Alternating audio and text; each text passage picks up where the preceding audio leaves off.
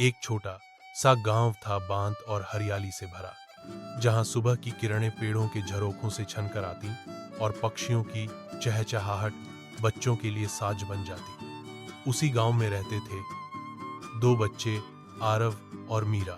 आरव शांत था, गंभीर, सोचने समझने वाला लड़का, जिसे किताबों की दुनिया से खास लगाव था। वहीं मीरा बिल्कुल विपरीत, हवा जैसी हल्की, मुस्कान से भरी, हर बात में उत्साह से छलकती हुई।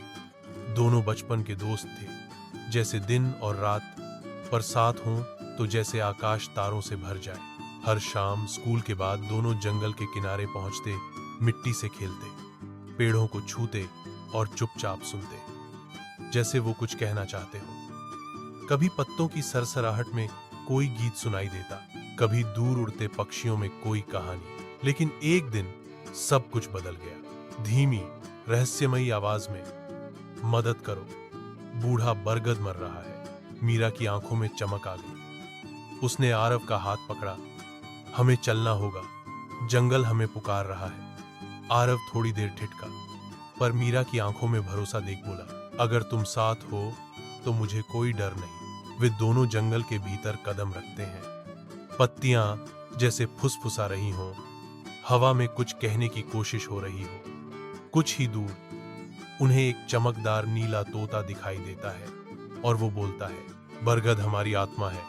अगर वह मर गया तो जंगल भी मर जाएगा, लेकिन उसे बचाया जा सकता है अगर तुम दोनों सच्चे दिल से प्रयास करो।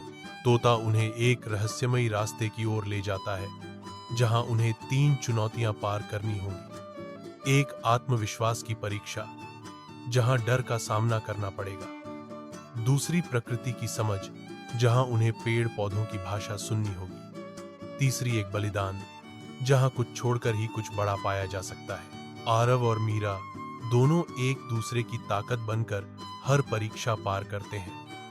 कभी डरते हैं पर रुकते नहीं। अंततः वे बूढ़े बरगद तक पहुंचते हैं। उसकी जड़ें सूख रही थीं, लेकिन मीरा अपने कंगन का पानी चढ़ाती है और आरव अपने हाथों से मिट्टी थामे उसकी जड़ों को सींचता है। धीरे धीरे बरगद की पत्तियां फिर से हरी होने लगती हैं। जंगल की हवा बदल जाती है, जैसे जीवन लौट आया हो। तोता मुस्कुराता है, अब तुम सिर्फ बच्चे नहीं रहे, जंगल के रक्षक बन चुके हो। कहानी यही नहीं खत्म होती। अब जंगल उन्हें जानता है, मानता है, और जब भी उसे जरूरत होगी वो फिर से उन्हें पुकारेगा।